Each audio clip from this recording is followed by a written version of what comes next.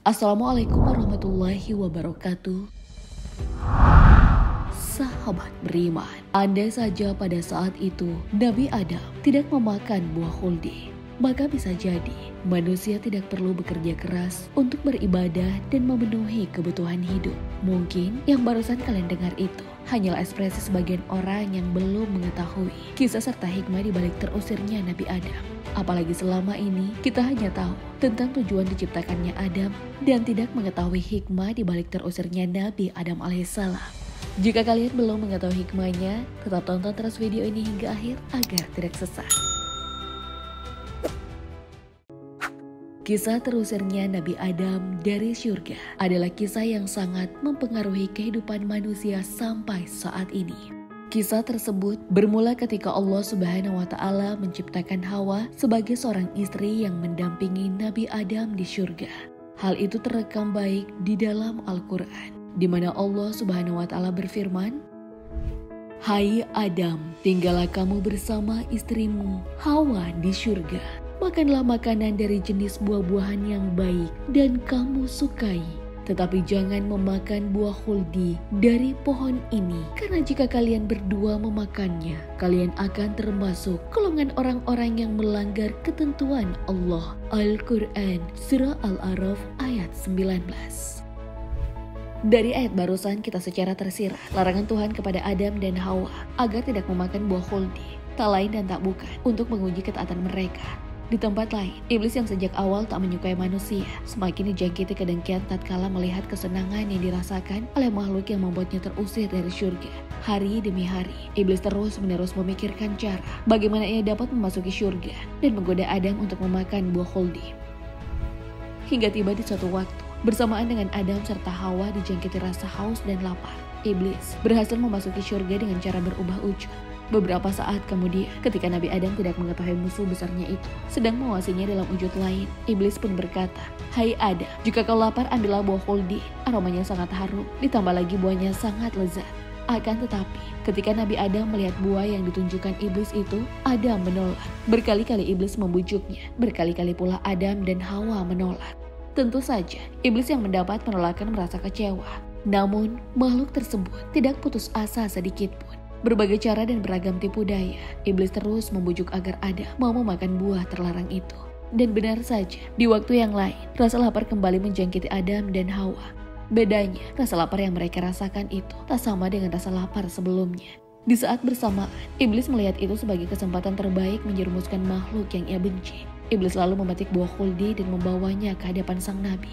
Di hadapan Nabi Adam, iblis dengan nada meyakinkan berkata, "Makanlah ini. Dengan memakan buah tersebut, kalian berdoa akan menjelma menjadi malaikat. Kalian akan hidup abadi di surga. Surga ini akan menjadi milik kalian buat selama-lamanya. Kalian akan hidup kekal. Percayalah, aku adalah teman pemberi nasihat yang baik." Mendengar perkataan iblis, Adam maupun Hawa saling berpandangan. Perlahan nafsu mulai menguasai keduanya dan tergiur untuk memakan buah tersebut. "Ambillah, makanlah," desak iblis. Adam ragu-ragu, tapi dirinya sudah tidak menolak. Ia sudah terpedaya dari larangan Allah saat itu. Sudah tidak lagi diingatnya. "Ambillah, makanlah." Iblis satu menyodorkan buah itu kepada Hawa. Hawa pun ragu, tapi raut wajahnya tak bisa berbohong. Ia seolah-olah sudah tak bisa lagi menahan keinginannya untuk memakan buah khuldi.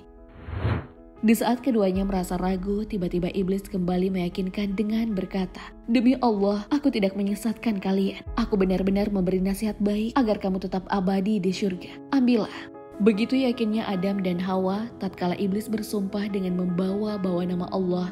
Karena itu, Hawa pun mengambil dan memakan buah terlarang. Begitupun Nabi Adam alaihissalam. Akan tetapi, begitu terkejutnya Adam dan Hawa tatkala buah itu sudah melewati tenggorokannya. Pakaian yang mereka gunakan tersingkap dan dengan perasaan malu, keduanya saling menutupi auratnya. Kejadian itu membuat mereka sadar bahwa mereka telah diperdaya oleh iblis. Adam dan Hawa bergetar ketakutan lantaran melanggar apa yang Allah perintahkan. Keduanya lantas memutuskan bersembunyi dengan harapan Allah tak akan melihat mereka. Namun tanpa menunggu lama, Allah pun memanggil pasangan tersebut dan berkata, "Adam, mengapa kau lari dari aku?" Dengan ketakutan Adam menjawab, "Bagaimana aku bisa lari dari engkau, wahai Tuhanku?" Allah bertanya lagi, "Lalu kenapa kau bersembunyi?" "Aku malu dan takut ya Allah," jawab Adam sambil tertunduk. Seketika seluruh alam syurga menjadi hening. Bagaimana bisa makhluk yang Allah berikan kemuliaan di atas makhluk lainnya menyimpang dari perintahnya?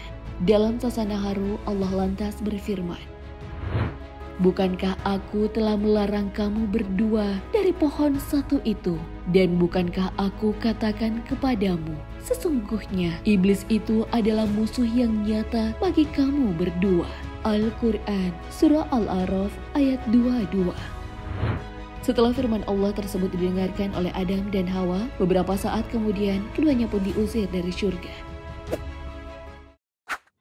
Dari kisah terusirnya Nabi Adam barusan, para ulama telah menjelaskan satu demi satu potongan kisah yang mungkin dapat disalahpahami oleh umat muslim. Mulai dari surga yang dianggap sebagai lokasi peristiwa, jenis pakaian yang digunakan, hingga wujud yang digunakan iblis saat menggoda Adam. Menariknya, Kiai Haji Bahauddin Nur Salim juga menjelaskan kisah terusirnya Nabi Adam dari sudut pandang yang berbeda. Menurut Kiai yang akrab disapa Gus Baha, ada satu hal yang membuat kita harus membela Nabi Adam sampai hari kiamat.